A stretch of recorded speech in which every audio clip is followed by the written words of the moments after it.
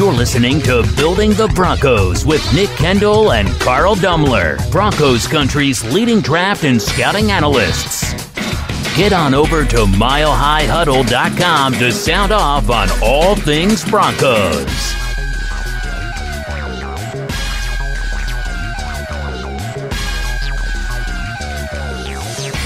Hello there, Broncos country, and it is once again time for another episode of Building the Broncos. I am your host, Carl Dumler, and with me, as always, I have my co-host and really good friend, Nick Kendell. And ladies and gentlemen, we have a favorite of the show, Mr. Erick Trickel, joining us today, and he's toughing through the pain of kidney stones to be on our show. So very, very excited to have you on here, Erick. And gentlemen, how's it going this evening? Hey, we were on last night, Carl. I got that podcast all edited up and in and getting this one in and, staying busy. So what can you do? But, burning the midnight oil, getting ready for the draft to get here, ready for free agency and just some news. I mean, it's a great time of year, but it's also a frustrating time of year because how fluid everything is. I'm glad to be back. I'm always glad to join you guys for this. Fortunately, I'm not in that much pain. I have some wonderful pain meds that are really helping me out. But I'm definitely excited. The Combine, I mean, it really sucked that I had to deal with the kidney stone during the Combine. I had to miss some events, but I was able to catch replays of it. So I'm really excited to be talking about it and just excited for the draft this year in general. And I'm just excited to see what those pain pills, what you have to say on our show with those pain pills, man. Should lead to a very lively show here today. But let's keep it PG, though, Eric. Okay. All right. Well, make sure you follow us on Twitter. You can follow me at Carl Dumler MHH, and of course Nick at Nick Kendell MHH, and Erick at Erick Trickel. You can follow the podcast Twitter account at BTB Football Pod, and make sure you subscribe to our show and leave us a rating as we value your input on our show. You can find the show on iTunes, Stitcher, and even that of YouTube. Also, make sure you head over to Mile High Huddle, an affiliate of 24/7 Sports and the CBS Sports Digital, to find ours and our co-writers' articles on all things pertaining to your Denver Broncos. This podcast is powered by Overtime Media. Well, like you said there, Erick, Combine just finished up here a couple days ago now, and it's always fun to get all the information that you get from the Combine, even beyond just what's going on the field, of course, because there's people talking, agents, teams, everybody, and so it's always kind of not the calm before the storm, but I mean it's the building up of the storm that's getting ready to come for sure. My favorite thing is always, we have the legal tampering period, but it always cracks me up how many times during the Combine I hear about this team is talking to this player's agent who's not even on their team and just getting some insight into it. That kind of stuff goes on all the time, which just adds to the whole legal tampering period and the humor behind that. But there's so much information that comes out during the Combine. You have basically all the representatives from every team together, and just so much communication going on. Just as I'm saying, it's just so much information comes out. And a lot of it is stuff that may not be accurate, but it's still interesting to hear about nonetheless. Yeah, what's the old saying? News about the NFL draft and everything from 5 minutes ago is 5 minutes old. So things change rapidly. And if you understand that and you kind of take it as it is, you can enjoy the news. But if you're living on everything, as the gospel truth, and that's going to stay this way for, another 50 days until the draft? Heck, even the stuff with the free agency, we're less than 2 weeks away. You're going to have a bad time. You're going to be let down. That's just the nature of it. So it's fluid. And if you can at least kind of parse the BS and kind of figure out the angles and understand that things do change, especially with so many variables, you'll enjoy the offseason better. Alrighty, well, now we're going to break down the Combine here. We're going to start with the offense, and we're going to go with the order of the way people weighed in, measured athletic tests. So we're going to start with the offensive line today, and we're going to do 3 winners and 2 losers with the offensive line from the testing, interviews, anything we heard there, measurements, et cetera, as our biggest winners and losers coming out of the Combine today. And my biggest winner for the offensive line was, it's argued that he was the biggest winner, potentially one of the biggest winners of the entire Combine. His process since the Senior Bowl to now, he's been rocketing up boards. I did a mock draft on Twitter with quote unquote some draft Twitter's brightest. Obviously things change, but I got this guy in the 3rd round of a mock draft. And then today, Daniel Jeremiah mocked him to the Broncos at 10 overall. Andre Dillard, man, top people are head over heels with this guy. And I find it pretty, I don't want to say too funny, but it's a little bit ironic that everybody's talking about Jonah Williams' arm length being such an issue, etc. And then you got Andre Dillard here, who has a shorter arm length than what Jonah Williams measured in. Granted, it's an eighth of an inch, but like still, I find that kind of ironic and funny. But as far as testing goes, he did hit over that 33-inch threshold, which you need 23rd percentile for tackles, but still, that you can overcome that if you are a extremely great athlete. And boy, howdy, is Andre Dillard a great athlete. 4 of 9, 40-yard dash, vertical jump 29 inches, the broad jump 118 inches with 99th percentile for offensive tackles, 20-yard shuttle of 4.4 seconds, which is, 98th percentile, and a 3-cone of 7.44 seconds, 89th percentile. This guy's stock is skyrocketing, and I'm really excited to see where he does end up going. I do not think the Broncos will go him round 1. I think that they're married to Bulls at left tackle at least for one more year. I don't think you draft Andre Dillard and move Bulls, or you put Andre Dillard at right tackle. But man, Andre Dillard's stock is skyrocketing. Another guy who's I didn't even know of before the combine invites came out, and he just kept impressing. And I remember messaging Eric a couple times. I'm gonna have a hard time with this name. Please excuse me for that. But Iosu Opeta from Weber State. And he didn't have the best combine as far as the agility goes. He's not the biggest guy, the heaviest guy, but oh my goodness, the power was insane. 33 bench reps, which I believe was the most for any of the offensive linemen. And then he did pretty good with his explosive drills as well. 40-yard dash, he had a 5:02 seconds, 91st percentile. Vertical jump of 33 inches, 112. First overall pick. And then a broad jump of 112 inches. So a guy really coming out of nowhere, very explosive. You're going to need to pack on a few pounds. And again, I have not gotten to any of his tape, so I can't speak on that. But a guy to watch out for, day 3 for sure, Iosa Opeta from Weber State. And man, obviously it's really fun to see these young, smaller guys, or the small school guys kind of really live up to the hype, live up to the spotlight at the combine. And the last guy I want to talk about here is a riser for me from the offensive line, Connor McGovern. No, not that Connor McGovern, the other Connor McGovern.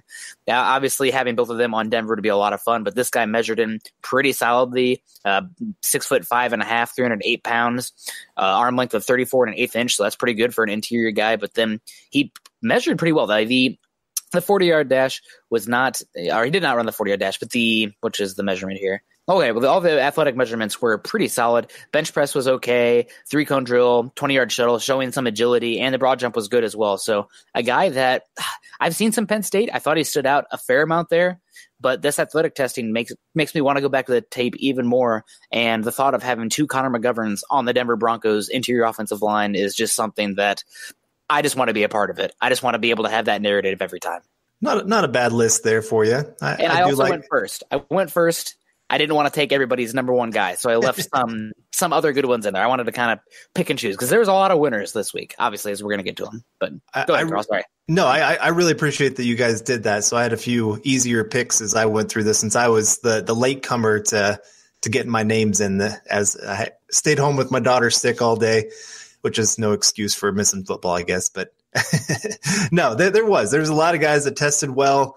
This is a very athletic group that's coming into this draft for sure. There's, not just beyond offensive line. There's a lot of athleticism, guys that tested in 90th or better percentile for their positions ever. And for me, some guys that really stood out, Chris Lindstrom. He's one of the best guards, if not the best guard entering this NFL draft. And I don't think he did anything at this combine to really take away from that. He had one of the fastest 40-yard dashes of any offensive lineman at 4.91 seconds. That's 97th percentile. Size-wise, he measured in just fine. Nothing too crazy or anything like that. But again, all of the testing, I just thought he showed enough to show why he deserves to be borderline first-round pick. Another guy that really stood out, Michael Jordan, not the Michael Jordan, but another Michael Jordan. He had some great athletic testing here. Guy from Ohio State he's raw. He doesn't always have the best tape by any means. He's very, very inconsistent. But you get this guy working with the right people, you see some of that athleticism that could really shine through, that could make him something special. So maybe as a flyer guy, I don't want him early in the draft by any means, but maybe he's that guy that you hope you can build up into something. I could see him being that kind of guy.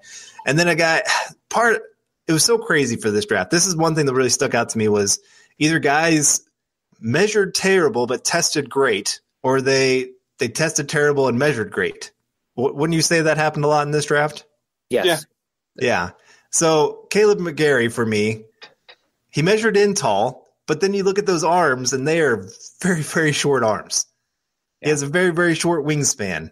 I mean, 7th percentile for arm length, 11th percentile for wingspan. And then he goes out there and all the athletic drills just nails them. I mean, 40-yard dash, vertical jump, broad jump. I mean, all of those, you can look at those and say, man, this guy athletically, he looks good. And so it's tough for me. Where do you put him? Can he really stay out there at tackle with those short arms? Because athletically he can hold up. But that's the little bit of back and forth when I went over this guy. I do think he is the winner from the combine. But, I mean, athletically he's out there for sure. But I don't know about those arms. Yeah. He's too tall for the inside, and the length is a concern. However, if he uses athleticism, I think he can get away with it. But I've heard some people saying, some talk, I don't think this will happen, but hey, is he going to go round 1? Not in this class. Maybe. I guess it only takes one team falling in love with somebody, but I would not put money on him going round 1. Oh, quickly, just to address something that you said, Nick, you mentioned the irony about how Andre Dillard's not being talked about with his length, whereas Jonah Williams is. And the big factor for that is that Jonah Williams in college tried to rely on his length to win, whereas Andre Dillard is one of the more technically sound, fundamentally sound offensive tackles in his class, and he relies on that to win more so than the length. So that's why it's not as big of a concern with Andre Dillard. I have spoken to a few people where it is still a concern for them, but that's a big reason why it doesn't seem to be as mentioned as much with Dillard as it is with Williams. I would say that probably the profile is also a big reason. Like how many people know Andre Dillard compared to Jonah Williams, who's been, hey, this is the best tackle, left tackle in forever.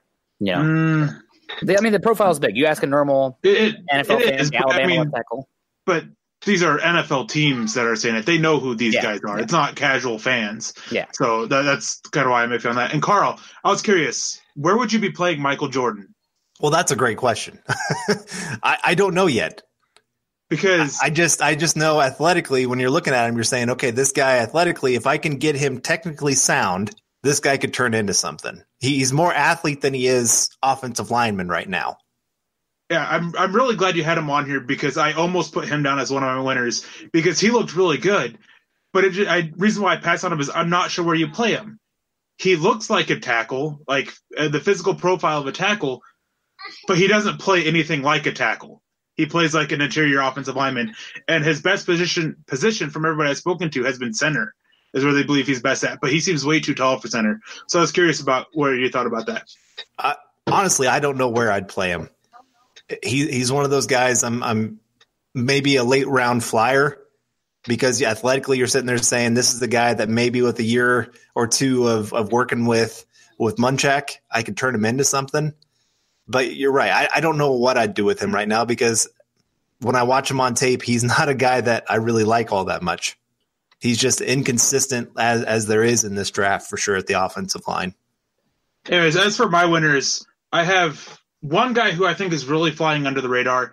Off the top of my head, I don't remember how well he tested. I just remember that he tested better than expectations. And that's Phil Haynes out of Wake Forest. And this guy, he's big, he's strong. He moved a little bit better and more fluid than I thought he would in the position drills, which is one reason why he is a winner, is that he just looked just so much more fluid than I was expecting to see. And then the other two winners that I have are both centers. And this is actually a really good center group. I mean, there's 3 guys that I can see going in the top 2 rounds. And one of them, the number 1 guy, is Garrett Bradbury. I don't think that there's no offensive lineman who had a bigger day than he did. And just everything, the athletic testing, the position drills, like he was the cleanest mover out there. He tested so well athletically. He nailed every single drill. There's been nothing but rave reviews coming out about him from people I've spoken to. And then Eric McCoy, he's another guy who he tested better than a lot of people thought he would. And he's sitting there, and for a while he was the number 3, maybe number 4 center. But people are saying that he's pretty much solidified himself as that number 2 guy, just ahead of Elgton Jenkins and right behind Bradbury. Teams are absolutely loving what he was able to do at the Combine. They love his tape, and he answered a bunch of questions in interviews as well as just with what his performance on the field. Yeah, a Duke Manyweather guy who trained with him and did pretty well at the combine. I am a little bit concerned about the 3-cone, but he looked good in drills to me. So, I mean, we'll see what happens. But yeah, it's pretty good offensive line class. Anybody else that we didn't really talk about here that deserves an honorable mention off the top of your guys' head? Maybe a guy like, I don't know, Elton Jenkins. Looking at him, I think he had a pretty solid day. Overall, good tester and solid athleticism for being a more of a power scheme guy. Yeah, there is a couple guys that stood out. But, I mean, Jonah Williams, he looked really good with his position drills. There was another guy, too, who Elton Jenkins, yes, I think is what it was. And there's another interior offensive lineman that looked really good. I just can't remember what his name was. But, yeah, there's definitely quite a few guys. Frodeholt from Arkansas looked solid. Athleticism, I know that he's not the meanest guy, but moved around okay. And the testing, I think there is at least some baseline testing for Isaiah Prince to maybe build on something. You know, the 3-cone, the agility drills, him and Titus Howard were both not great, but I think that's less important for tackles than it is for the interior offensive line. Yeah, and there was one big-time tackle who a lot of people were expecting a lot worse, and he just looked so much better. But trying to remember who it was. I can't remember who it was. Taylor or Ford? No, wasn't not other than okay. No. He said big time, so I was thinking first round. Alrighty, well, moving on now. We got some losers, unfortunately. You know, not everybody can be a winner. That's the nature of football, and it's the same with the combine. And for me, my two big losers from this were both Nate Herbig from Stanford. He tested very poorly, a guy that not great tape either, but I think he had the slowest 40. Looking at his spider graph, his 20-yard shuttle, his 3-cone, his broad jump, his vertical, all within the 12th percentile or lower. And also not a guy with great length as well, and ran, I think, one of the slowest 40s of anybody at the combine. So big losing week for him, might go undrafted. And then another guy who was a big loser this week from the offensive line was David Edwards. I thought he looked a little bit better in the drills than his testing showed, but for being a guy who was this brought up to be this big athletic tight end convert at offensive tackle, did not test like a great athlete. And then there's a lot of questions about his medicals. You know, he may have to have surgery. He may have to miss his rookie year. So stock down for David Edwards. He might be a guy who round 3, I mean, we'll see what happens, but he's one that people were mocking top 15 earlier in the year. And I don't think he'll be in the first 2 rounds selected at this point. Well, my two guys, I went with Greg Little, more in the sense of, I mean, he athletically speaking didn't really test all that great. Vertical jump was non-existent. Yeah. One of those guys that barely got off the ground, it seems like. 40-yard dash, 5.33 seconds. That's not great either. I mean, measurement-wise, he did fine. I mean, 6'5", 310 pounds, long arms, wingspans looking very good, all that kind of stuff, which, I mean, that was expected.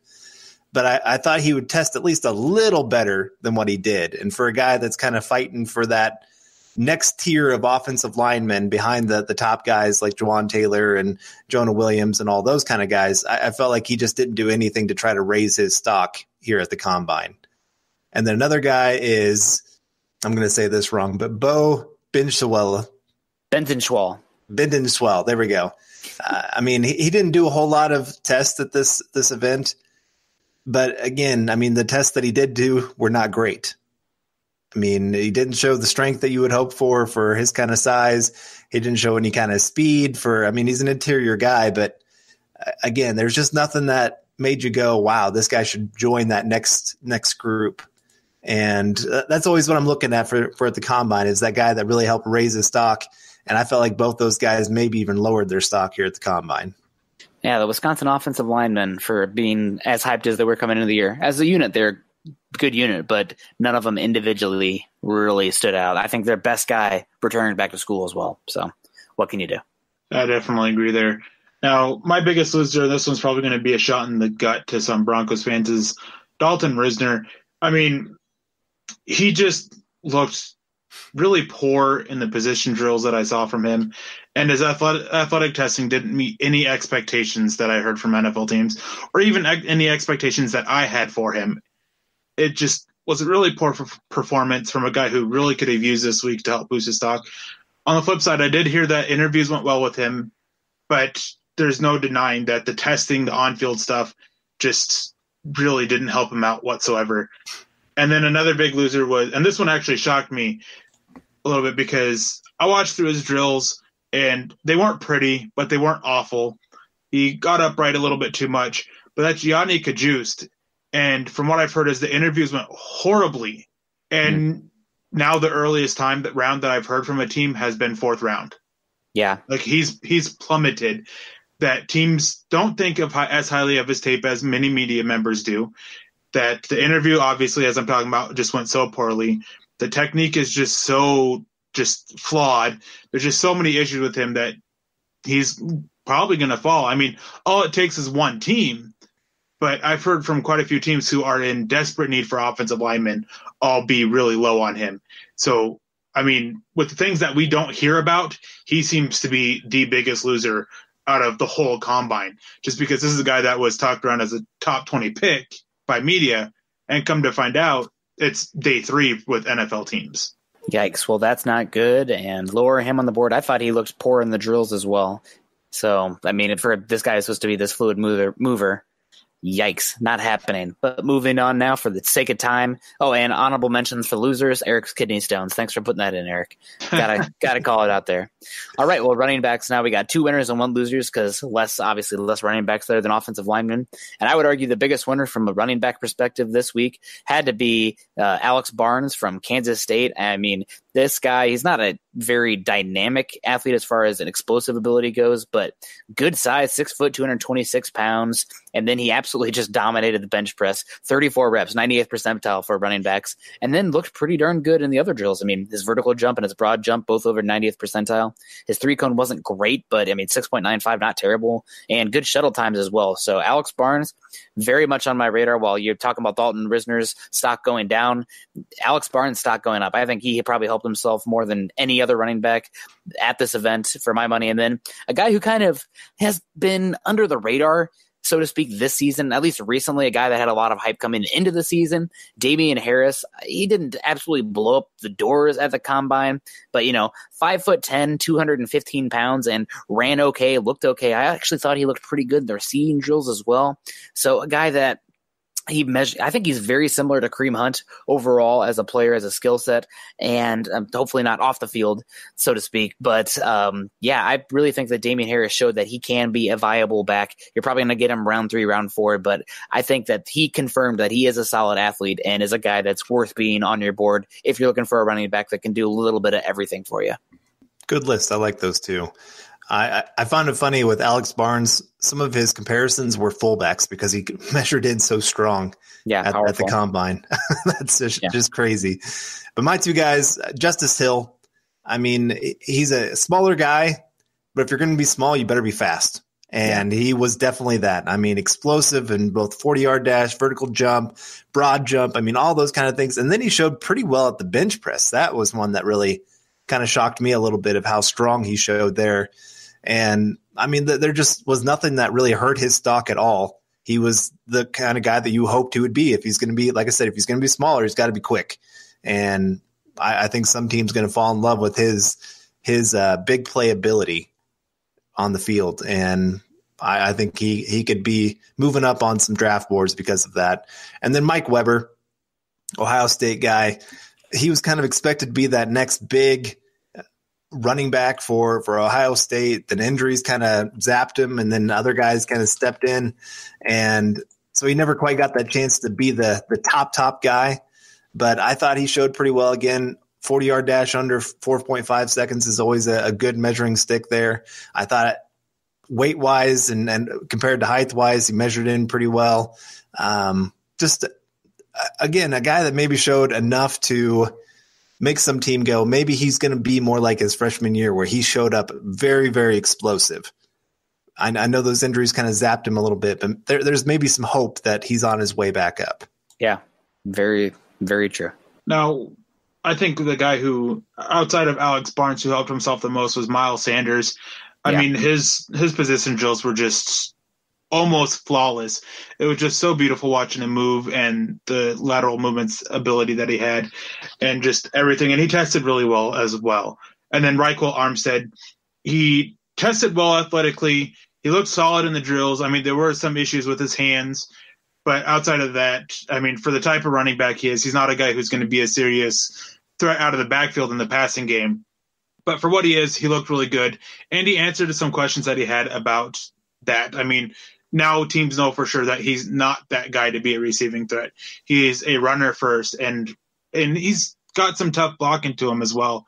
But he's very much a niche pick. If you're looking for just a runner, he's definitely a guy that will catch your attention. And as I'm saying, is that his testing just was really good overall. Yeah, and some honorable mentions here. Like I said, I left some guys out there for when I've completed this outline and sent it to you guys. But I'm surprised nobody took Dexter Williams from Notre Dame. He tested extremely well all around. Good, decent size, but it was really the athletic testing that really showed out. And then Travis Homer, a guy I believe he's had some injuries at Miami, but overall did pretty well. So, yeah, pretty solid running back group there. Nobody totally elite. I mean, this isn't an amazing running back class, but still, there's a lot of guys that you're going to be able to get functional ability out of. And for me, as far as a running back, an anti-value of running back truther, that's pretty much all you want. But there were some losers as well. And my biggest loser, a guy that ran, absolutely horribly. The tape is fun. He's a guy who plays with a lot of tenacity. You can tell that he is the son of a boxer, but the athletic testing was horrible outside of the bench press. What a shock. But that is Elijah Holyfield. He came in 5'10", 217 pounds with how much power he plays. Honestly, that was pretty surprising. I was excited to see how he'd run. 4.7, 840. And then the vertical jump of 29.5 inches. Just the bench press was great, but everything else is not great. So he is one of the many Georgia players that hurt themselves this week. Yeah, it was like Georgia as a whole just kind of seemed really down. Yeah. And he pronounced his name wrong. I did? After his combine, it's Elijah Holy Moly Field. Okay. Wow, that was definitely a dad joke. Carl right there. That's the line. I'm the awkward laugher. I'm going to be I'll keep this going here just so we can get past the jokes here. I'm going to go with Nick Brossette. This is a guy that I heard he lost some weight to do well here at the combine. And if he lost weight and ran as poorly as he did, that is not a great sign at all. A 4.72 40. He on the 3-cone drill was in the 5th percentile. Not great. It was all just downright terrible. And again, if he lost weight to try to run better, I can't imagine what he is when he's at his natural weight. So this was a terrible week for him. Just nothing good. I can't see him being drafted after this kind of performance. To be fair, with Nick Brossette and even Elijah Holy Moly Field and my loser is all three of the losers actually looked really good in the position drills. They didn't test as good athletically, but their position drills were really good, and that's where a lot of teams – I got a lot of praise from teams, and that's where a lot of positive stuff that I took notes down. And with Nick Brossette, he plays at 212, 215, and he showed up just under 210. He didn't drop that much weight, but it is still very concerning that with his athletic testing, it was far below what expectations were. Yeah. Now, my big loser is Devin Singletary. Again, he's another one who he showed up. He didn't run as fast. He didn't jump as far. He didn't jump as high. He didn't test as well athletically as a lot of teams were hoping for. But again, just like I was saying with the other guys, is his position drills actually look really solid. And that's where all of the praise has come from with him through the combine week. Not even interviews have been getting much praise from him. It's been strictly the position drills with how good he looked there. But when we had so many running backs who were killing it on the athletic testing and killing it in the drills, it was, for me anyways, it was hard to pick a loser that was bad in both, because there wasn't really anyone that was bad in both. It was either one or the other. So I'm going to go with the guy who is the bad tester athletically, because that's where the questions need to be answered more so, because the stuff that they show in position drills, you can see that on tape. Yeah. Just hitting those benchmarks, those athletic metrics. Because, obviously tape is more important, but you got to marry the tape to the metrics. That's what teams do. That's how you find these guys. And of my, honorable mention loser, he didn't have a horrible combine per se, but for being an explosive guy, I was hoping for a little bit more explosiveness, and that was Travion Williams. Smaller guy, very small actually, and his 40 was okay, 4.51, but for being a smaller guy that's banks his game on athleticism, didn't really show that testing-wise. So the Memphis running backs as well come to mind as honorable losers, because they didn't quite meet those expectations with the athletic testing as obviously what was being expected. Yeah, absolutely. I was disappointed in Pollard. I thought he would be more athletic. He looks athletic on tape, so that sends you back to the tape. That's what this is all about. But moving on to wide receivers now, I got 3 big winners in the wide receivers for myself. One is going to be, it's hard for me to say. I got to put down the Iowa card for a second, but Hakeem Butler breaks the record for the wingspan at the combine. He's absolutely massive. And I'm making jokes with all my Iowa State friends. Hakeem Butler is going to be the next Iowa State tight end that teams are asking to move, or wide receiver. I already messed up. Iowa State wide receiver who's asked to move the tight end because he can't test worth a lick athletically, same as who was it? Alan Lazard last year, just a little stiff, not athletic enough. Well, man, not that Hakeem Butler tested elite athleticism, but for his size, almost 6'5.5", 227 pounds. And again, arm length record, 99th percentile, 35 and a quarter inch arm length with huge hands. But then he runs a 4.48 with a 36-inch vertical, a 128 broad, and then 78 reps with those long arms. This guy helped himself a lot. Some people that I respect their opinion are saying this is wide receiver 1, not DK Metcalf. So that made me take notice. So Hakeem Butler definitely moving up. A guy that I've been on a lot this season just because it's hard not to notice how explosive he is as a playmaker when you're watching his quarterback a lot. Emmanuel Hall, who I've now come to realize is only spelled with one M. I'm going to need to keep making that or keep fixing that because it's in my head as 2 M's. But Emmanuel Hall from Missouri, this guy tested phenomenally. I really wish that we could have seen the agilities because he had a hernia and they told him he shouldn't. But the 40-yard dash of 4.39, very good for the speed threat. But it was the explosive drills, the vertical jump and the broad jump where he really made his hay. 43.5-inch vertical jump, 98th percentile, broad jump of 141 inches. I think that was the second best ever for the NFL Combine for a wide receiver.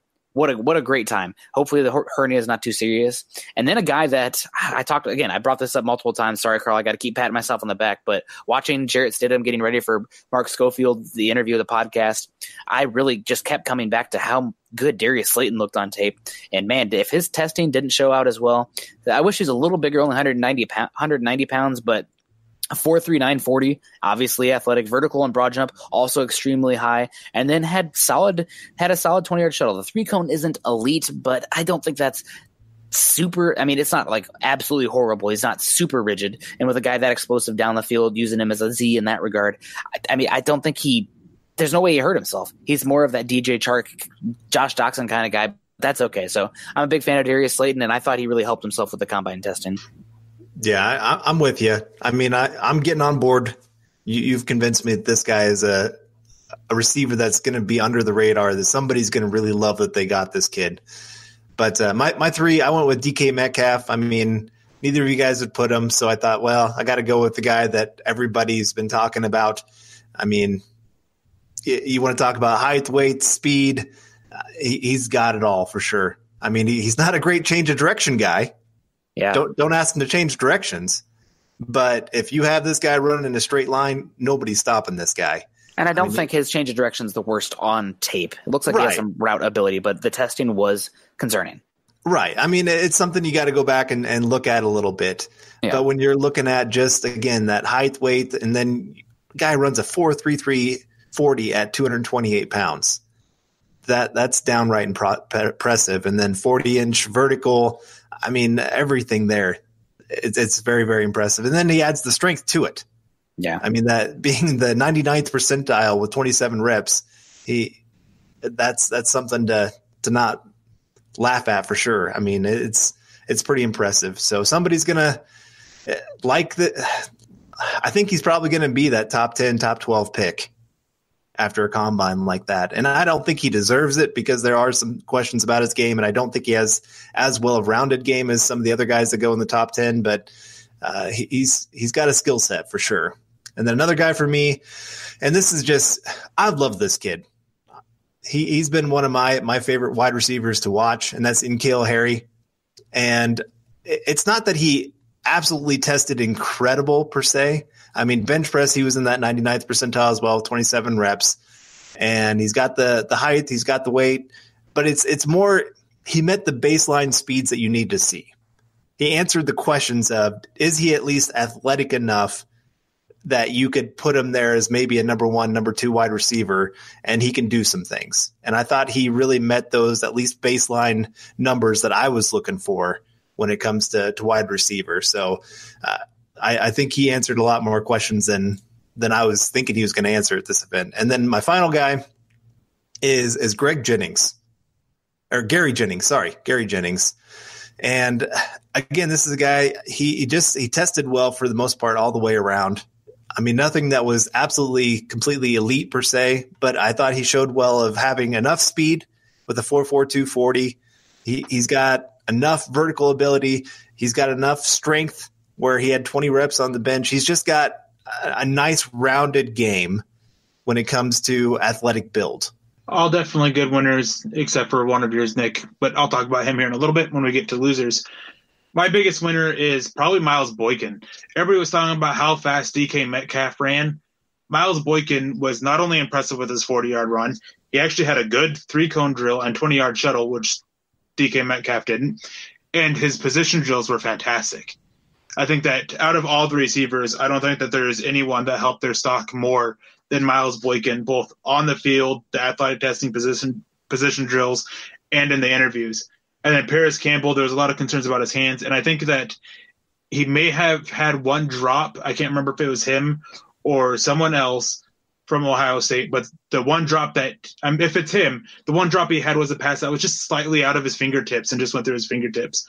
And for a guy who has concerns about hands, that was a really good showing for him on the gauntlet and everything. His hands looked more natural than they ever did on tape, which obviously you got to take with a grain of salt when they're running in shorts, but it still helps because you're able to see focus on their hands a little bit more. And then Jazz Ferguson, I mean, this is a guy who just everyone is expecting him to blow things out of the water, and he didn't run as fast as he was saying he would, but he still ran pretty fast, right there with where people expected him to run, and his position drills were really solid as well. I came away really impressed with all three of these guys. Yeah, pretty solid wide receiver group. And looking down here, since you filtered afterwards, I'm curious what you have to say about the Iowa State guy coming up here to spoil it, but I'm okay. I'm here for Iowa State slander anytime, even though it's contrarian to what I said. But my losers, a guy that had a pretty good Shrine Week, but did not show out athletically. One of the worst testers, had solid size, but really didn't do anything physically. That is Keyshawn Johnson from Fresno State. Now, obviously, there's a little bit more nuance there to his game than just the athletic testing, but you like to have those baseline, and man, he tested really poorly. And then another guy probably hurt his stock almost as much as any wide receiver in this class, Riley Ridley. He tested very poorly outside of the broad jump. I mean, the speed, the vertical jump, the 3-cone, all of it's not there. So, man, not great. No, how much are we going to put into that? Another guy who kind of had similar numbers and issues at the combine is Juju Smith-Schuster. So, again, tape matters, route running matters a little bit more than those athletic testing. But from the numbers, Riley Ridley did not look great. I think he did salvage himself a little bit in the gauntlet, running around there, making plays there, but testing was not great. My two guys, I went with Little Jordan Humphrey. And this guy, you're talking about who maybe hurt their draft stock the most. This guy absolutely fell on his face. I mean, 4.75 40 and the second percentile. That's just bad for wide receiver. Yeah. And then you think, okay, well, maybe he's slow, but he's strong. Well, then he didn't test well in the bench press. There was not a single drill that you're sitting there hanging your hat saying, at least this gives you that little bit of hope. There was nothing. And so I think this guy just laid an egg at this event. And then another guy, I mean, I've seen people kind of go back and forth between Harry and that of Kelvin Harmon, of who's the better receiver. Well, I think Harry did a lot better at the testing, as Harmon didn't really do much to get too excited about. I mean, everything except for the bench press was below 50th percentile when it comes to the testing. I mean, he measured well, but beyond that, the testing just did not come back as what you were hoping for. He didn't show that athletic 40-yard dash. Vertical jump wasn't what you were hoping for a guy that's kind of known for his jump ball ability. There just wasn't anything that really stood out and made you go, okay, this is a guy I can really hang my hat on. And I think he hurt his draft stock with what he did here. All definitely good losers. I definitely agree with them. And my biggest loser was Hakeem Butler. Yes, he looks great. Yes, he's long. Yes, he's got a long wingspan. But none of that matters if you're not catching the ball. Watching him go through the gauntlet was painful. There was one of the runs through it, he only had like 2 catches, and the rest of them were drops. It was so bad watching him, and he had multiple drops throughout all of the position drills. And just that's very concerning because while you take it with a grain of salt, when they catch well in shorts, when they don't catch well with shorts, it's even worse. So that's definitely a big issue. And then Javon Durante, guy came in small. I mean, a lot of people were hoping he would show up between 180, 190. Showed up at 160 at 5'11". Doesn't have great length. And then I think he may have dropped more balls than Hakeem Butler did. So it was just both my losers had big issues with their hands and dropping passes and throughout the drills. Just got to be able to do that if you want to be a receiver in the NFL. You got to be able to catch those balls. Yeah. Absolutely. So maybe there's still hope that we can move Hakeem Butler to tight end so I can tease Cyclone fans continuously because don't have to worry about him catching as much of his blocking. However, according to Brandon Stokely, blocking doesn't matter for tight ends anymore. So we're just gonna move right on along. I'm sure he's a listener of the podcast, so he's a little bit upset right now. But I'm trying to get Joel Dreesen on here, man. If you're listening right now, at Joel Dreesen, try to get him on here so we can get some real tight end talk on here. Speaking of tight ends, though, 2 winners, 1 loser. I got to start off with an Iowa boy, the best tester of any of the tight ends here at this combine. He did not test as well as I still blows my mind, but the tight end from Penn State last year, Mike Gesicki. He did not test as well as Mike Gesicki. I'm still absolutely dumbfounded by that, but still an absolutely great tester. He didn't measure in gigantic, but 249 pounds over 6'4" is a win in my book, a win for him. And then the athletic testing, I mean, a 4.5 40 flat, the best one of anyone there, 96th percentile. His jumps were great. I'm a little sad that he didn't jump a little better. 39.5, I was hearing 42, 127, I was hearing 130. So could have been a little better there, but they always kind of exaggerate that. But the 3-cone and the 60-yard shuttle, the agility drills, which really stood out to me. I mean, 6.81 and 11.49 seconds on the 60-yard shuttle. Man, he looked good. His hands aren't always the most natural, but I think that with somebody that athletic at the tight end position, and I still think upside as a blocker as well, I don't know who's going to go first. I really don't know who's going to go first out of Noah Fant or TJ Hawkinson. And then my sleeper tight end coming into this quote-unquote sleeper, not deep sleeper, but my guy, absolutely love his tape, a guy that looks to take souls as a blocker and tested much better than many people had thought. LSU did not use him enough. Foster Moreau, 6'4", 253 pounds. So not absolutely gigantic, but man, again, a soul stealer at tight end as a blocker, and then tests pretty darn well vertically. I mean, 4.6, 640 is solid, but the vertical jump and the broad jump were both over the 85th percentile. The 20-yard shuttle was in the 95th percentile, and the 3-cone was only about the 50th percentile. So not the best 3-cone, but still. His athletic testing to go with his tenacity as a blocker, and then I thought he actually looked pretty solid in the drills as well. I am a big fan of Foster Moreau, and he's not an Iowa Hawkeye tight end, obviously. He does not that near and dear to my heart, but this is a guy I have circled in red for the Broncos, because if you're looking for a tight end to run this West Coast offense, believe it or not, blocking matters, but you got to be able to do both, especially using that 11 personnel. So Foster Moreau, LSU, big winner for me. Always good choices. Well, I had to go with the other Iowa tight end, TJ Hawkinson, and he didn't test quite as well as Noah Fant, but I mean, there was nothing that really hurt his stock either. I mean, I thought he'd do a little bit more in the bench press, and he's not the longest guy by any means, but those were things that we knew coming in. And so going through the athletic testing, again, he showed pretty well. There's pretty much what I kind of expected from him, and it didn't hurt his stock one bit. I mean, he's a first-round tight end, and I think he showed that with his combine workout. And then another guy, I mean, he didn't do anything that really just amazed me by any means, but for, I don't know, maybe a late-round tight end possibility, Drew Sample of Washington. I mean, again, there's nothing that he did great, but there's nothing that he did terrible either. He just showed he could be a consistent guy. I mean, and that's what he showed at Washington too. He's nothing elite, but he's not terrible either. Yeah. And so you kind of know what you're getting from this guy, and he showed that at the combine, that he's just a guy that you know what you're going to get. And I don't think he hurt his stock by anything that he did on the field. Yeah. this group of tight ends was actually kind of hard to pick from because a lot of guys, they didn't really exceed expectations or fail to meet expectations. They just kind of looked how you expected them to look, both in the athletic testing and the drills. And Kahale Warring and Josh Oliver, they're my two winners of it, but they're guys that they're kind of like sample. Like, they didn't really blow the socks off of everyone, but they tested just a little bit better than everybody thought they would, and they looked a little bit better going through the position drills. So, I mean, again, it's kind of a tough to choose from because it's such a good tight end class, and they all showed it. It was much easier to pick losers from this class because there were a few who just completely just stood out for poor performances.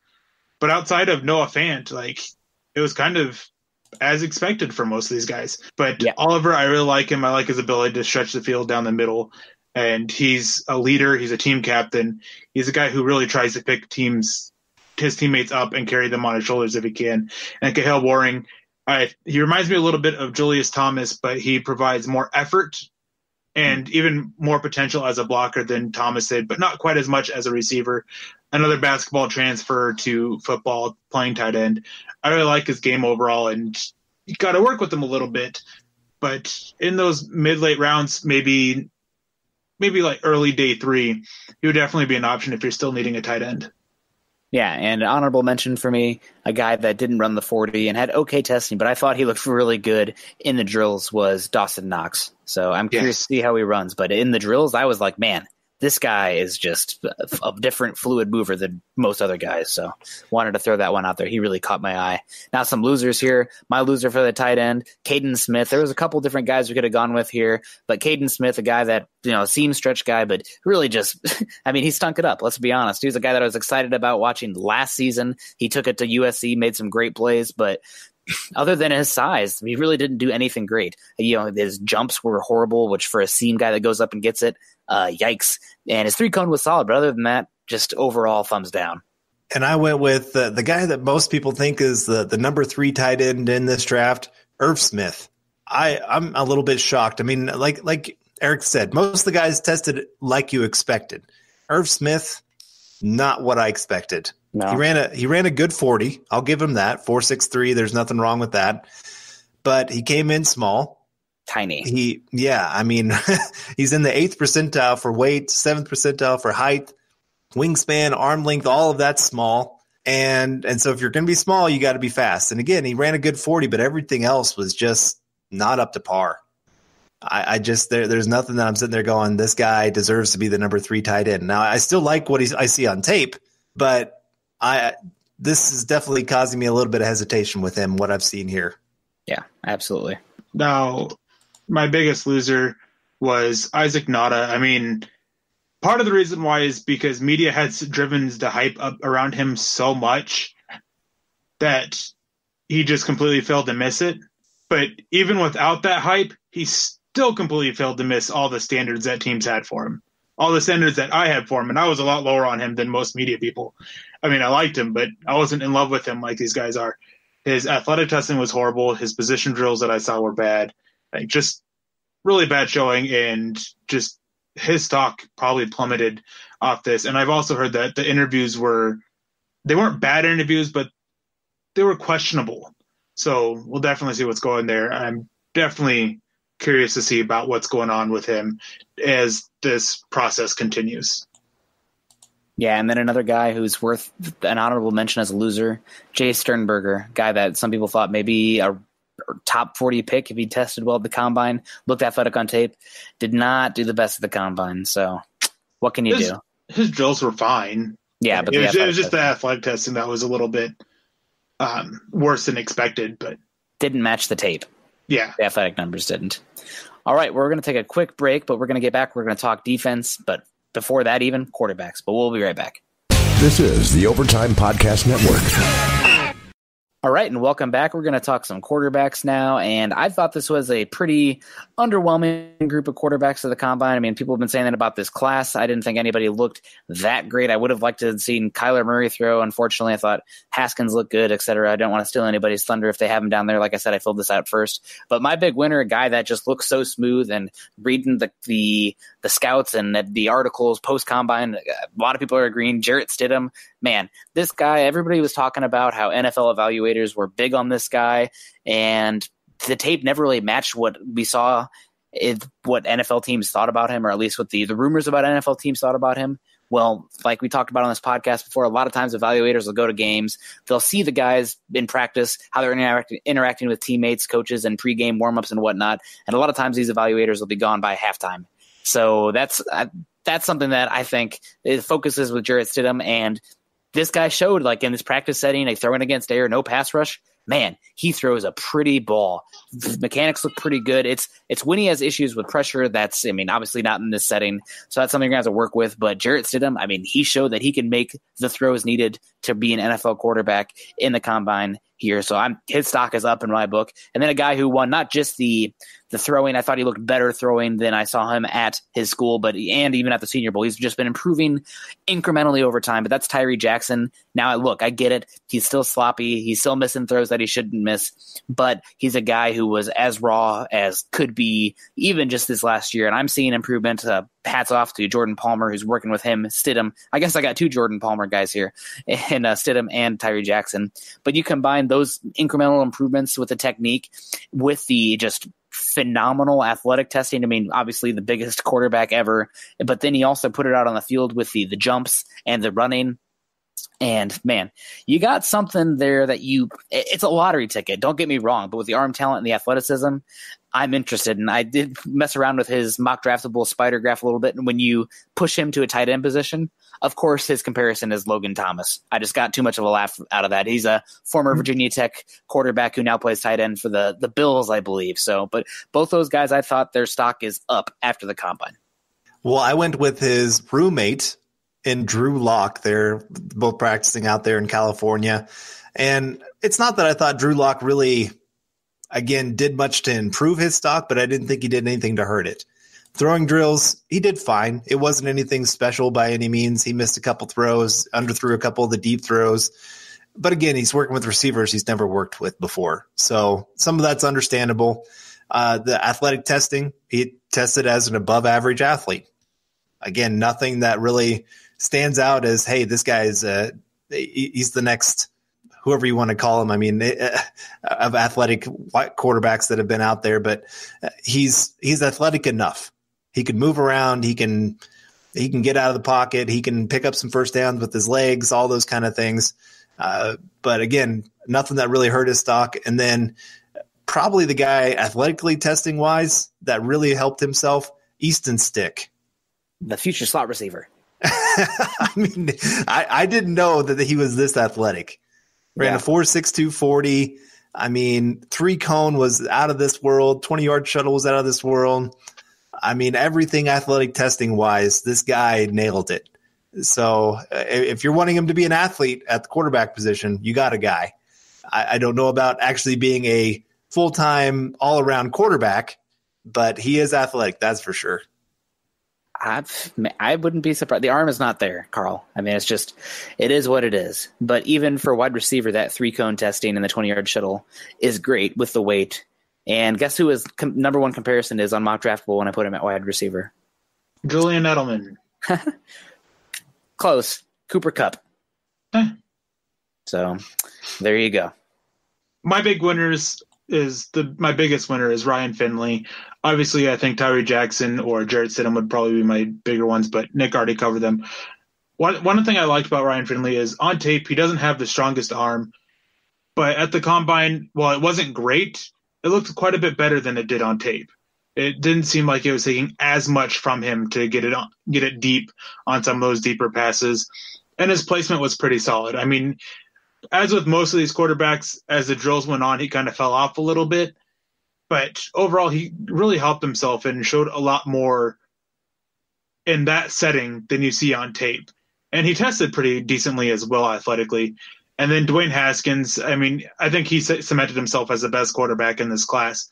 I mean, there are some issues with a little bit of footwork being a little bit slow at times that was shown at the combine. But again, when you watch on tape, his footwork isn't quite that slow, and it could be the fact that it's a combine. You don't really need to rush your feet or anything like that, so you can be a little bit more patient with it. But on tape, you also have concerns about him playing under pressure. He's drawn a lot of comparisons to Josh Rosen with how he plays under pressure, and that's not something you get to see at all at the Combine. So definitely is still a concern there, but I think that he did enough. The arm, the deep ball was actually really nice. The placement was pretty consistent. He did a lot to cement himself, in my opinion, as the best quarterback in this class. Well, according to Stephen A. Smith, he really blew this Combine because he was supposed to be an athletic freak. He's a running quarterback, remember? Oh, yeah. All right, well, now on to the quarterback losers. I'm not going to spend too much time on these guys because there was a fair amount of bad quarterbacking at the Combine. You know, Nick Fitzgerald, Easton Stick throwing the football. Sorry, Carl, I know he's a winner for athletic testing, but the throws were not great. But my big loser, Trace McSorley, not to call out another person on here, but Eric Galko saying, hey, Trace McSorley, the best quarterback after the Senior Bowl. What? This guy does not belong on the field, on an NFL field. I mean, I don't even know if I'd take him on a Canadian football team. Solid athlete, can move around a little bit, but the arm is just blah. The accuracy is just blah. So big loser for me, not an NFL quarterback, Trace McSorley. And I'm going to go with Daniel Jones. Again, I mean, he's had these different opportunities to prove that he belongs in those top three guys, and every single time he keeps falling short. I mean, the throwing drills, nothing looked that great. Athletically, he was okay, but I mean, there's just nothing there that makes me go, he deserves to be in that group of the other quarterbacks. And I can't believe that people keep mocking him in the first round. I would never take him in the first round, but people seem to like him. So, yeah. What matters with Daniel Jones is NFL teams like him. Yeah. I agree he shouldn't be a first round pick, but I fully expect him to be because there are quite a few teams in the first round who like him and view him as a first round quarterback. They believe that he will fit their system. He can do exactly what they need to do in their West Coast offense that they're going to be running. And they know that there's going to be issues pushing the ball, but they think they can work around that.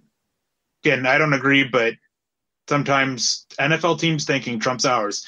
And in the case with many players, doesn't always seem to be the right way to go. Anyways, my big loser, if you aren't able to guess, is Will Grier. Shocker. Now, I actually went into this and I was hoping to see anything that might actually make me reevaluate Will Grier. I didn't. The footwork's still a mess. I mean, his throws in that setting were better because it's in that setting. But even then, they were still hit and miss quite a bit. And just his upper body and his lower body seemed attached. He's not always turning his body to face his throws. Just leads to placement issues. The big issues I see on tape were still there at the Combine. And for Carl, it's like you not seeing Daniel Jones as a first-round quarterback. I don't see how anyone can draft Will Grier. Do I think he'll get drafted? Yes. I'm pretty sure he will get drafted. And I think in a few years from now, whoever drafts him will be getting laughed at like the Jets were for taking Christian Hackenberg. So that's just my opinion on it. But yeah, Will Grier, he's a big loser for me. Trace McSorley was the biggest loser, but Nick, of course, was the first one to do this. So, hey. Hey, you know what? That's the if you're going to put in the work to organize the outline, you get a little bit of the spoils. Is your kidney stone talking again?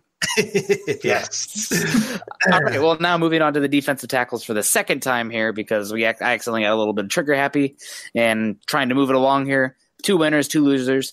Big winner for me on the defensive line, defensive tackle, Jerry Tillery, tested out similarly to Malik McDowell. Hopefully his breath smells a little bit better. That's for you, Eric. But tested pretty well, good length, good athleticism. And I'm not going to go as far as some of the Pro Football Focus guys saying he's a top 10 pick, but I think he could slide into the back end of round 1. And really just a kudos to Notre Dame and those teams in the North. You know, football can be played above north of the SEC, despite what some people may have you think. The Iowa, Michigan State, Ohio State, and Notre Dame, all those guys showed out. But Jerry Tillery, probably one of the biggest winners from the defensive line from the Combine. And Zach Allen, another one. He didn't test amazingly, but when you look at him as being a 4-eye, such as Derek Wolfe. I mean, he even gave a shout out to Derek Wolfe being one of the best 4-eyes in football. You look at him in that mold, he tests pretty well. So good player, not great, but I thought he did good enough and showed the length and the size that you want for that kind of 4-eye position. So I think that's a good fit for him. I would consider him a winner there. Good choices. Now, I did go with an SEC boy here. Boo. No, I know. But Quinnen Williams, again, it's a guy that didn't hurt his stock any. I mean, running a 4.83 at his size, that's pretty darn impressive. The other drills weren't anything to write home about, but I don't think he did anything to really hurt himself to not be a top 5 pick in this draft. I would take him. If he makes it to 10, I'm running to the podium for sure. But that's probably not going to happen. And then another guy, Kalen Saunders, he came in. I mean, he's bigger than I thought he would be, actually, being at 324 pounds. But then going out there and running pretty much a 5-flat 40 is pretty impressive, again, at that kind of weight, and showed well in the bench press, showed well. I mean, he just the height, weight, strength area for him, all looking pretty good. Height is not looking good. I shouldn't say that because he's only 6 foot tall. But beyond that, I mean, I think he did well, showing he continues to build on his Senior Bowl.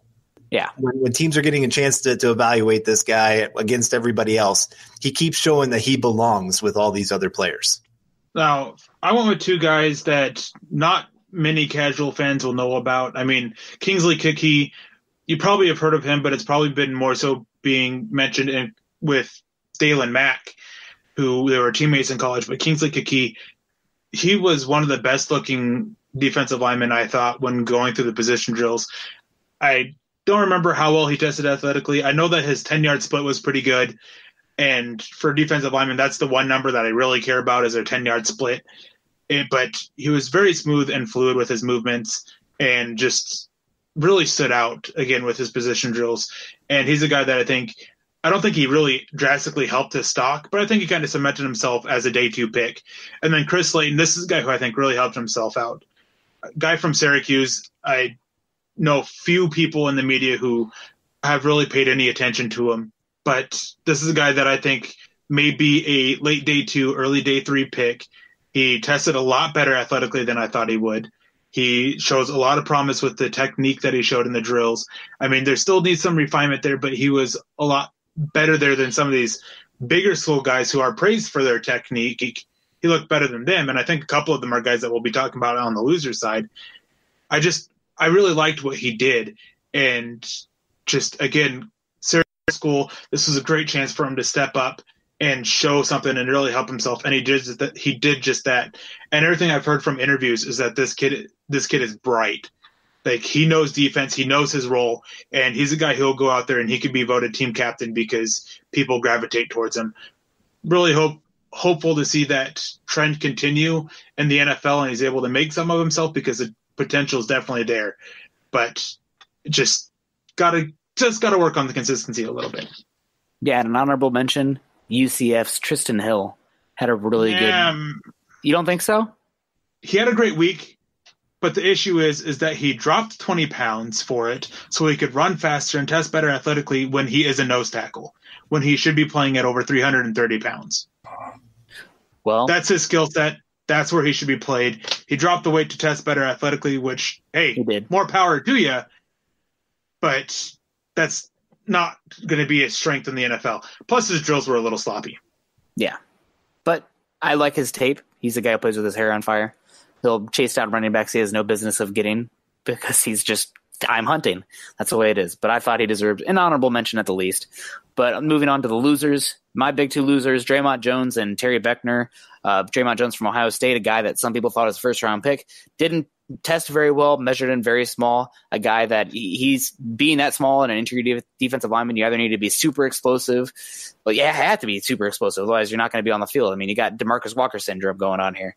So Draymond Jones did stock down for me there, and then Terry Beckner, a guy who's had some injuries in his career and just didn't do well at all, and a guy that might go undrafted, but we take into account he has medical issues as well. Well, I had to go with another Alabama guy for one of my losers here, and Isaiah Buggs. I've never liked this guy, but played at Alabama, so he always gets a lot of attention. And his athletic testing, some of the worst that I've ever seen. I mean, 3-cone, he was in the 5th percentile, 20-yard shuttle, 6th percentile, broad jump, the 2nd percentile. So he's not athletic. He's got some size to him, but there's nothing there that makes me go take this guy at all. I mean, it was a bad week for him. And then another guy, Dexter Lawrence. It's just been crazy to watch his draft stock. I mean, before this past season started, most people kind of viewed him as that top 10, top 15 pick. And just seems like as the season has gone on, his draft stock has fallen. Then he gets suspended right before all the playoffs and everything. And now he goes to the combine, runs 140-yard dash, gets injured, and is done. And I'm not saying that is the end-all, be-all, but it just keeps adding up that this guy seems to be on a nosedive and just not showing what I was hoping to show. Yeah, I thought his 40 was better than I thought it would be, but he didn't do much else. So, yeah. My two losers, I think these are both guys who, well, one of them tested well athletically, but his drills were a mess. And then the other one didn't test well athletically, and his drills were also a mess, which is really a bummer to see. Daniel Wise, he got a lot of hype in, I think it was the Shrine game, Shrine Week. He got a lot of hype about, he was looking really good. Came in, he ran a lot slower than expected. I mean, teams weren't expecting him to run break the 5-second 40, but they're expecting him to be close to 5 seconds, and he was like a 5.25 or something like that. Just a lot slower, and just all the athletic drills were just slightly worse than expected. But the position drills is what really stood out. I mean, he was constantly getting too high. He wasn't playing with the proper bend. He wasn't playing with the quickness. And there was a couple times where they had to stop and talk to him because he went through the drills wrong. And then Charles Omenihu, this is a guy who also he tested well athletically, but just the drills, I mean, he's a pretty tall guy, but he had issues staying low. He had issues with the bend. He kept getting up, standing up tall, and he kind of looked like that he was a safety, moving like a safety in a defensive lineman's body.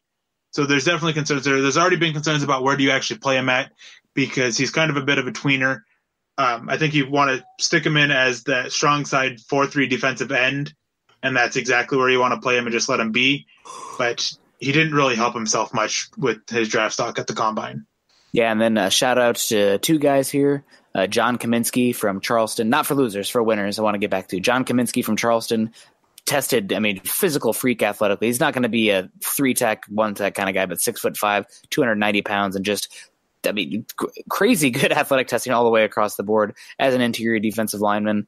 And then a guy that I'm surprised neither of you took as a winner, Rennell Wren. I thought he added pretty solid combine overall, moving his stock up a bit. So moving up now to the edge rushers, the winners. I have two here. Anthony Nelson from Iowa. I won't lie, I was a little bit surprised he declared early, because I thought, this isn't a guy who I think is going to go top 40. Maybe he could come back and prove his stock a little bit. I don't think he's going to be super athletic. Wow. The 3-cone, the size that he did, the movement that he had, I was shocked about how he did. And I wouldn't say I'm an Iowa homer, so to speak, but I'm definitely cheered for the guys, but I'm hard on them. I'm hard on Josie Jewell and et cetera. But Anthony Nelson, the testing was great. So I'm really excited to see what he does at the next level. His number one comparison spider graph wise is Chandler Jones. He doesn't have the bend of that guy, but still big winner there. Definitely helped his stock a lot. And then a guy that I've heard Denver has some interest in as far as edge rusher, Ben Banogu from TCU. Broad jump, vertical jump, 3-cone, 20-yard shuttle, 40-yard dash. All of it was very good. Not great length, not great weight, but again, 3-4 edge rusher. I was very impressed with this skill set, so I'm excited to see what he does at the next level. And his broad jump, 99th percentile. His vertical jump, 97th percentile. This is an explosive lower half guy, so definitely a good fit for a 3-4 edge rusher. And I think he's got some bend as well. I like him. Well, I went with Brian Burns. This guy came in, and he's a little bit on the smaller side, being under 250 pounds. But beyond that, he showed well. He's got a long wingspan. He's got long arms that can actually help him. He can bend around the edge. He's got the speed to get around the edge, running a 4.5, 340. He's got jumping ability. Just all the different tests that he did, he showed that he deserves to be in those top 3-4 pass rushers coming in this draft. And you look at the guys that he's being compared to: Daniel Hunter, Jordan Willis, Josh Sweat, Lorenzo Carter. A lot of really high athletic pass rushers in the NFL right now. And then Rashawn Gary, he deserves a shout out. I haven't been very high on this guy. I thought his tape was pretty bad this past year compared to where people keep hyping him up as a top 10 pick. But then again, he goes out and he's showing athletically. When he's 277 pounds and running under a 4.6 40, that's pretty darn impressive. And it always makes me go, well, where was the tape? Why wasn't he performing at the level of his athleticism? And so, I think somebody's obviously going to fall in love with the kid, and they should, but I I don't know. I'm a little disappointed that his tape doesn't match the athleticism for sure. And I guess I'll let Eric go through his list here, but I do have a big time honorable mention that deserves a good shout out. My two guys are winners is Montez Sweat. Obviously, he ran that fast 40. He caught a lot of people's attentions, and this is a guy that I heard was rising ever since his Senior Bowl week. He had really stood out there, and he was closing that gap between him and the other top pass rushers in this group. And now he's being mentioned as maybe the number 3 or number 4 edge rusher in this class, whereas before he was like 6th or 7th being mentioned. So he definitely helped himself a lot, and he was brilliant in interviews. He looked really good in the drills, looked really clean, looked really crisp, and his athletic testing, again, was just so great. And then Jordan Belfort is a guy who teams have concerns about when it comes to his run defense and his play strength, but the athletic ability is there, and it showed. He tested really well athletically, and I like him because he's a guy that Denver has interest in, and if they're looking for a guy to replace what Shane Ray brought, that athletic edge, Jordan Belfort is an ideal guy because he has drawn quite a few comparisons to Shane Ray. And Carl, your honorable mention? I wanted to say Max Crosby. Yep. I mean, he tested in the 90th percentile or better in the 40-yard dash, vertical jump, broad jump, 3-cone drill, 20-yard shuttle, 60-yard shuttle. I mean, that's athletic freak when we're talking about athleticism here. It moves down a bit when you categorize him as edge, but yes, he did extremely well. Eastern Michigan, Max Crosby with 2 X's. I'm in. No other way to put it. All right, well, moving on now to the edge losers. I have C.C. Jefferson as one loser. I heard he had some off-field concerns and just did not test great. The Florida guys, Florida and SEC and the Georgia guys did not test super well, but C.C. not great. And then Zach Allen, the edge rusher, didn't meet the edge requirements. He's not an edge rusher, so let's chalk that up. He's a 4-eye, 5-tech kind of guy, so there you go. And my guys, this guy, it's more because other guys tested so well that I just feel like he's got to be a loser here in Clelin Ferrell.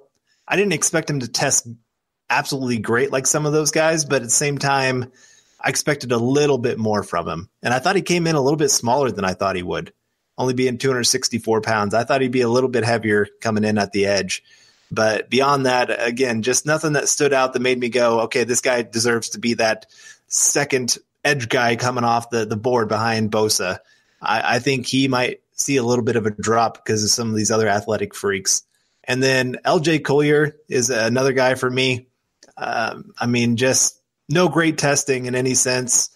I didn't expect it. He is on the bigger side, but again, just no great tests when I'm looking at this guy. My big losers are, one of them comes with more so with, it was just everything, but mainly with interviews. That's Joshie Polite out of Florida. And to put things cleanly, he was asked a question and his response was, what the heck does that have to do with anything? And when you're interviewing with teams, this is a job interview, and you answer a question like that, it's not going to go so well. There have been a lot of people that I've spoken to who are saying that this is a guy who's not going to hear his name called until day 3. And it's not just the interviews. When you get to the athletic testing, he ran a bad 40 time, and then all of a sudden you find out that he has a pulled hamstring, and he shouldn't have been running on it, but a lot of people are calling bull crap on that. So there's just so many concerns about him, and there's already been a lot of concerns brought up about him and his character and his attitude, and he did nothing to answer any of those questions. And if anything, he raised them even more. And then Sutton Smith, he's so small. He's not an edge in the NFL, and I'm not sure he's really a linebacker in the NFL. He's a tweener. I have no idea where you actually play him. And that's it. He looked okay doing the drills, but it just comes down to where do you play him? Because that wasn't answered whatsoever. Yeah, absolutely. Well, moving on here to off-ball linebackers, my big 2 winners, Devin Bush, he tested extremely athletically. The only thing Devin White didn't beat him in was, he measured an inch shorter and 3 inches or 3 pounds less, but the 200th of a second short, 200th of a second slower on the 40. But other than that, beat him in the jumps, beat him in the pretty much all the drills. Devin Bush running around, looking great, playing well, and probably solidifying himself as a top 15, top 20 pick. There's no way he gets past the Steelers. They need some speed in their nickel linebacker. And then Bobby Okereke, a guy who I know that he looked long on tape, but I was actually shocked to see how long he actually measured. I mean, his number one comparison on Mock Draftable because of his length is Darius Leonard. Darius Leonard didn't do a lot of the athletic drills last year, but still, the length is incredible for the linebacker position. I mean, 34.5-inch arms, that is a 97th percentile. Wingspan also the 97th percentile. And all the athletic testing is pretty good besides the 3-cone, which gives me a little bit of pause, but still, there's something to work with there. So Bobby Okereke, there's some questions on tape. Sometimes he bites, sometimes he's a little stiff at changing direction. You see the 3-cone, but I think there's something to work with there. And he maybe gets a flyer on him end of round 3, but I think he'll be one of the earlier picks round 4 when it all said and done. But I thought he'd solid combine winner. Well, I went with the guy you mentioned a little bit earlier, Devin White. And I mean, his best comparison on Mock Draftable is Devin Bush. Yep. So these guys, just both of them athletic freaks of the position. I mean, he's got good size, good speed, good change of direction ability. I mean, this guy just did nothing to hurt his draft stock. And it sounds like, if anything, he helped himself and is maybe being talked about even as a top 5 pick. Yeah.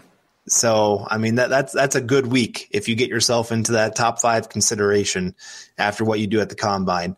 And then Drew Tranquill, I've really liked this guy.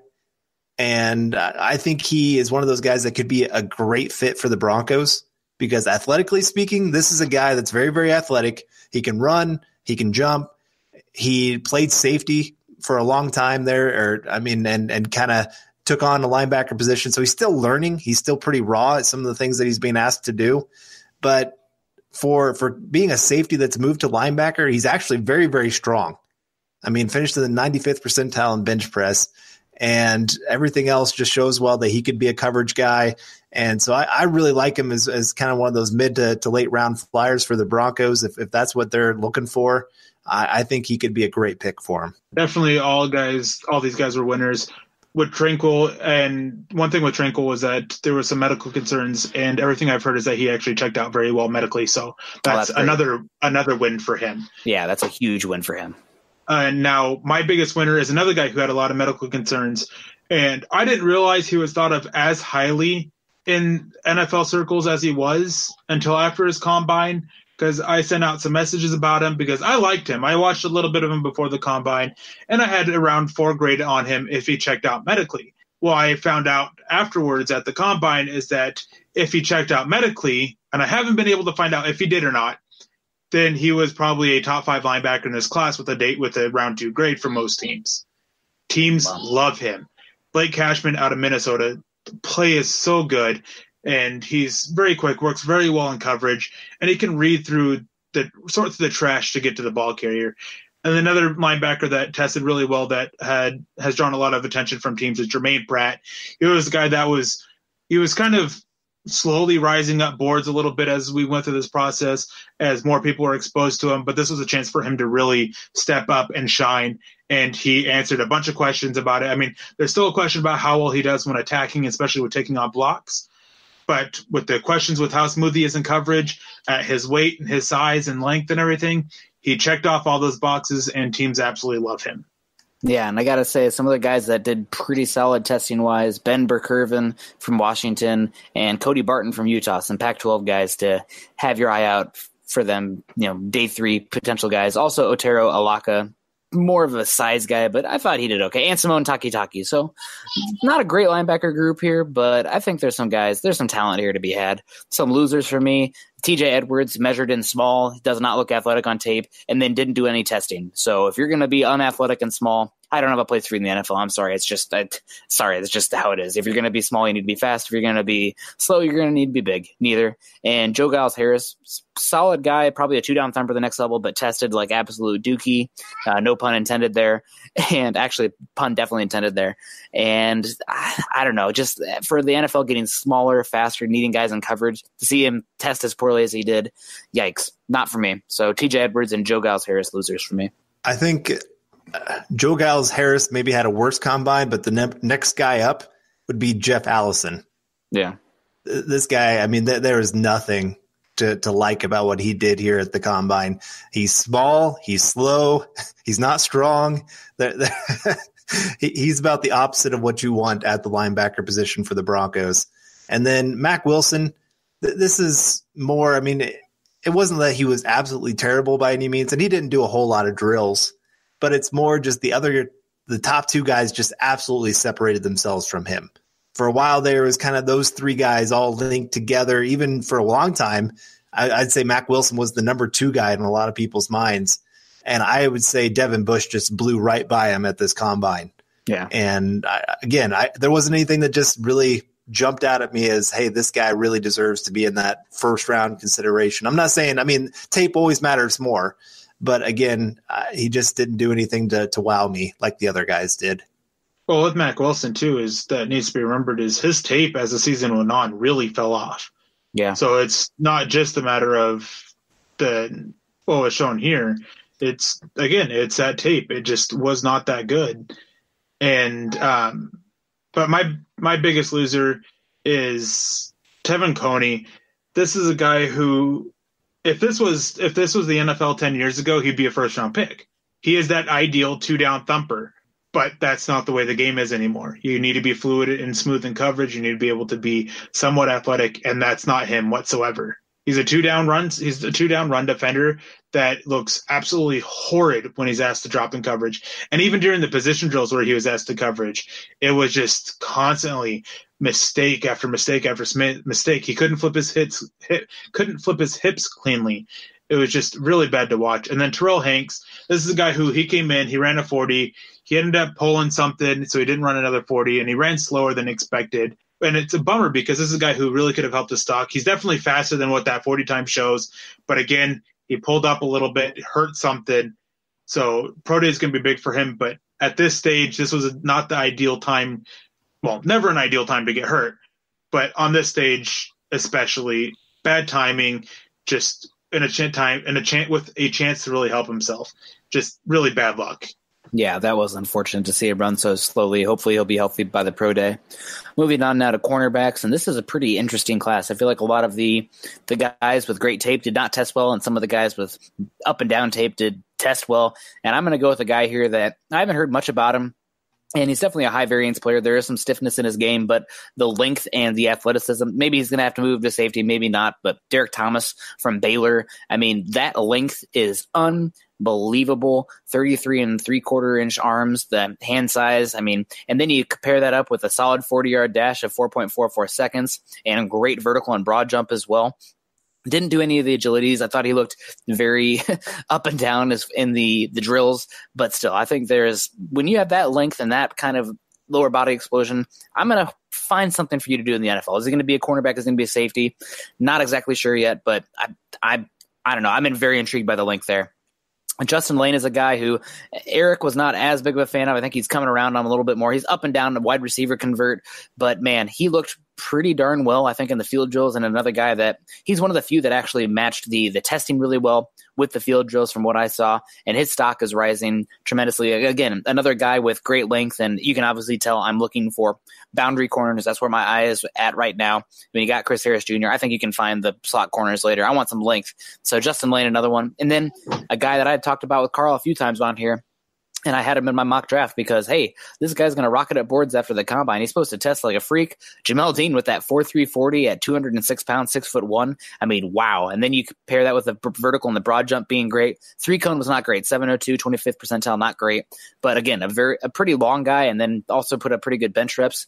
And if the medicals are big, I haven't heard anything about the medicals for him, but I thought overall a pretty solid tester and an explosive guy. And I think there is some boundary corner depth day 2, day 3 that I'm very much intrigued by.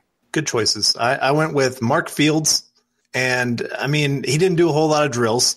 I mean, he did the bench press and the 40-yard dash, but he's fast and he's strong. He's short, but he's fast and he's strong. And so I don't think I think he did enough to make teams at least turn back on the tape and say, okay, what is this kid? That 4.3740, I'm sure had a few people going, we need to really get back there in that Clemson tape and not just pay attention to the defensive line, but look at some of these corners and what they're doing. And then the other guy is David Long. Again, just a guy that I thought did enough to show that again, somebody needs to take a little bit more look at what this guy can bring to the table. And I think especially being 5'10", he did everything to answer the question, can he play that slot position? Because that 3-cone was lights out. Yeah. And then you throw in, he has the 40-yard dash, so he can run down the field if you need him to, but at the same time, he can cover that short area quickness. And I just thought he really helped his draft stock there. Two guys that I really like, both Johnsons, but Lonnie Johnson out of Kentucky, he showed a little bit better ball skills than I was expecting. I mean, he was catching everything. I mean, granted, again, playing in shorts, working out in shorts, got to take it with a little bit of grain of salt. But he showed the ability and the patience when just seeing the catch in for what would be interceptions was nice to see. That's something that you don't really see on tape. And he tested well athletically as well. And then the drills overall were just really sound. And then Isaiah Johnson, this dude's a freak, and he showed it. He showed much more of a base with the technique than I was expecting him to see. That was one big concern with him, is that he was pretty raw with the technique and the fundamentals. And again, his hips were pretty fluid. He was pretty smooth with his movement. He stayed pretty low when in his back pedal. Just a lot of things that you really want to see. And then the footwork with his back pedal too was pretty sound. And then Amani Oruwari was my other winner. And this is a guy who I think is going to rise up draft boards. I think he'll see himself as a first round pick because of how good he looked. And he was already on that border anyways. And from everything I've heard is that his interviews were fantastic, that he was probably one of the best interviews that teams had with any of these players was with him, that he's just so bright. He's got to, if he can play 10 years, and if it doesn't work out for him, coaching will always be an option. No matter what, coaching will be an option for him. He's just that bright of a player. Yeah, and I got to give a few shout-outs here to some guys. Rock Ya-Sin, I thought, looked pretty darn great in the drills. I mean, so far that Daniel Jeremiah said Rock Ya-Sin would be his number one cornerback in the draft. So I thought that was a pretty head-scratching, not head-scratching, but like eye-opening statement of him. And then Ken Webster, a guy who's dealt with some injuries, but his SPARQ score, I think, was the highest of any cornerback in this draft. So a fair amount of these cornerbacks actually did pretty well. So I'm interested in the depth of this cornerback class. I don't think it's great at the top. Obviously, I'm not being shy about that opinion, but I think the depth is pretty great. Some of the losers, though, I don't want to waste too much time. Blaise Brown, he had the slowest 40 of all time for a cornerback, 4.75. His three-cone was in the first percentile, one of the worst of all time. He's only an average size guy. So Blaise Brown, and yikes. And then Hamp Cheevers, if you're going to be small, you're going to need to be athletic. And if you're not athletic, you're going to need to be big. Vertical jump was solid. Everything else, not great. I mean, just absolutely teeny tiny. So both of those guys stock way down for me. Well, the two guys I went with are mostly because, well, Nick, you had mentioned it. The top of this draft, I don't think any of these guys have really done enough to separate themselves. I know Eric's going to talk about Greedy Williams here in just a second, but I mean, Byron Murphy for me and DeAndre Baker. These are two guys that some are talking about the Broncos taking at number 10. And athletically speaking, neither of them tested great at all. I mean, Byron Murphy looked good in some of the positional drills, but when you're talking about like 40-yard dash running a 4.55 40, I'm sorry, that's not a top 10 pick for me. Not when he's that small. Right, and he's small. That's the other thing with it. And then DeAndre Baker, I mean, I didn't expect him to go out there and light things up, but at the same time, he didn't do anything to excite me either. And he's a little bit taller. He showed a little bit faster in the 40, but neither of these guys are making me go, please go take him at pick number 10. I'm really hoping. I mean, I know Devin White's not going to fall there. I wish. But part of me is starting to go, I'd rather take Devin Bush at this point, because at least I know I'm getting myself an athletic freak that has really good tape and is a position of great need for the Broncos. The thing with Murphy and Baker is, with their athletic testing, they both tested right there as teams were expecting. I mean, Byron Murphy, he played really light, and he came in and he added about 15, 20 pounds to his frame and really spent a lot of time working on that. Teams weren't expecting a fast time for him with the 40. Baker, he was right there where teams were expecting him. But I think that what concerns me more about both of them is how they looked in the position drills. Because Baker, there was a lot of questions because he wasn't that smooth, and he was getting up high in his dropbacks quite a bit, and just a lot of concerns. And he's supposed to be one of the more technically sound guys in this class. So seeing that is definitely concerning. And then Byron Murphy, he answered the weight question. And I think the other question that you have with him is not something that could really be answered at the combine. It's not the environment to answer it. So that's definitely something that's a concern there. But my two big losers were Julian Love. and it wasn't that Love tested poorly. I mean, his athletic testing was fine. The drills were kind of sloppy, and I've heard some very mixed reviews about how he was in interviews. Some people have said that he was fine. Other people have said that he wasn't so good. So I'm very curious about what's going on there. And then Greedy Williams. This is a guy who had questions about effort, and I don't see how anybody could be talking about him as a top 20 pick anymore. This is a guy who he came in, he ran his 40, and he ran a pretty decent 40, but he came in underweight. He came in about 10 pounds lighter than what teams were expecting him and ran a decent 40. I mean, it's not as fast as teams were expecting him to run with the dropped weight. And he came in, did a couple drills, and looked horrendous in those drills, and then was done for the day. Yeah. That is a huge concern for me. This guy has work ethic concerns. He has concerns about him being lazy, and he's going to come in and he's going to do as bad as he did in drills and then give up. That's very concerning. And as a guy who, yes, he's athletically gifted, I'm sticking to it. My comparison for him, player comparison for him, is Justin Gilbert. He reminds me so much of him with his play style, his lack of physicality when it comes to play, and being an athletic guy, like just even the off-field stuff with the character, the laziness, the work ethic, all that stuff is just like identical to me. I cannot be comfortable whatsoever selecting Greedy Williams in the top 20 pick. And I know that there are quite a few teams that feel similarly to me with that, because I've talked to a few of them that these were teams that had him as top 5 players on their board. They'd be considering them with their pick in the top 15, and now they're not. So he definitely hurt himself quite a bit. And it just comes down to his attitude and the fact that he gave up. Yeah. And I was actually texting somebody that knows the defensive back coach at LSU, and he asked him about Greedy's coachability, and this coach, Greedy's own defensive back coach, said, yeah, he tends to do his own thing sometimes, ... So yeah, there's just so many red flags there with Greedy Williams. I get that the upside's big, but man, I am scared to death of him. Like, I think he's got as big of a bust rate as any quarterback in this class. So, all right. Well, moving on now to the safeties, 2 winners, 1 loser. My 2 winners, Amani Hooker, tested actually much better than I thought he would. He actually tested well enough, and I think he does have a future as a cover 2 safety. He can play that deep end, but his versatility is great. He does not have a great radius with his arms, so there's some questions there, but still, safety, moving around well, really intelligent player, good ball skills, a lot to work with there. And then Darnell Savage, I was really actually pretty shocked with how athletically he tested. I mean, the broad jump, the vertical jump, the 40-yard dash were all very good. The 20-yard shuttle was solid. A smaller guy, but that's okay. And the 3-cone drill wasn't great, but still, he got some talent there. And he compares favorably to me for Demarius Randall, who's found a niche in Cleveland, and they're using him pretty well back there. But he tested well. But so did Amani Hooker. So this safety group, I don't think it's not like last year where you kind of had Minka Fitzpatrick, the safety cornerback, great, and then the great Derwin James. And there's no, Grant Delpit, who's going to be in next year's class. But overall, pretty good group.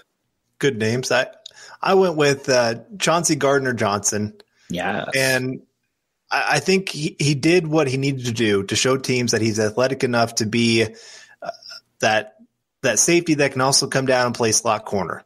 I think that was one of the big things, is his ability to show the versatility to play deep, but also play up on the line, whatever they need him to do there in coverage. And so I think he did plenty to at least get himself in that second round, maybe end of first round, depending on how desperate teams are for safety. And then another guy for me is Marvell Tell of USC. This guy absolutely tested out of the water. I mean, he has so many drills that he was in the 95th percentile or higher. And I mean, he's long, not only height wise, but he's got a huge wingspan. And then you add into that, he's got a huge vertical jump. Broad jump is great. 3-cone was out of this world. There's just so much to like there, athletically speaking. I mean, the tape doesn't quite match that, but when you're talking about athleticism, I mean, there's some similarities testing wise when Justin Simmons was coming out, that he just jumped out of the building when he was there at the combine, and Justin Simmons did the same thing. My winners are Zedrick Woods, who he ran the fastest 40, and I was actually really shocked by it. I wasn't expecting that at all from watching his tape. And he actually looked pretty solid in the drills. It wasn't just a fast 40. I mean, obviously, he's still a guy who you're probably looking at probably somewhere day 3, but he showed that he has the speed to that can get by at the NFL level. And he showed enough technique and fundamentals that are there to work with and potentially develop into something. And then Juan Thornhill, this is a guy who I've seen people all over the board on him. Some guys that are barely have him in their top 10 safeties, guys who have him as in their top 4 safeties. And I think that he's somewhere in between. And he really kind of cemented himself as probably a top 5, top 6 safety. And with his skill set, and he moves pretty fast as well. I really like what I saw from him, and just, again, it's just cementing himself and checking the boxes that I had concerns with. And he checked quite a few boxes. Yeah, he tested very well. I remember a couple fans that I interact with, back when I was like, yeah, I'm probably leaning Deontay Thompson as the safety one. He's like, nah, man, Juwan Thornhill. So moving up there, a guy that really did not impress me there, didn't really impress me at Miami either. Jaquan Johnson, testing did not match up with it either. So stock down on him, a guy that, Denver doesn't really need to go early on safety or anything like that, but I wouldn't be interested in him at all. Undrafted guy for me. And I went with John Battle. This isn't a guy that I thought was going to go high at all anyway, but every test that he did not show well. There's nothing to get excited about with this kid. No, my loser is Jonathan Abram. Not really, but I just got to give a shout out for him for talking as much crap as he did about Montez Sweat's 40 time and how he would be able to beat it because Montez Sweat's slow and he didn't. Yeah, he did run something better than I thought he would. He ran fast. But, if you're going to talk all that smack to your defensive lineman and him being slow and you're not going to beat it, then don't talk smack. Make sure you can beat it first. Anyways, my actual loser is Dakota Dixon. This is a guy who, he was invited to the Senior Bowl, the Shrine Game, and he got hurt there. So he's already got a long list of medical concerns. Showed up to do the testing here at the Combine, and he doesn't have the length. His measurements were off from what teams were hoping for. His testing was way slower. His drills were bad. This is a guy who I didn't see much of a draft stock for him as it is, but what stock there was, I think he's killed it. I think this is a guy who might be hoping to get a invite to training camp and try to do something there because I'm just not seeing a draft spot for him whatsoever. He also has some medical concerns, doesn't he?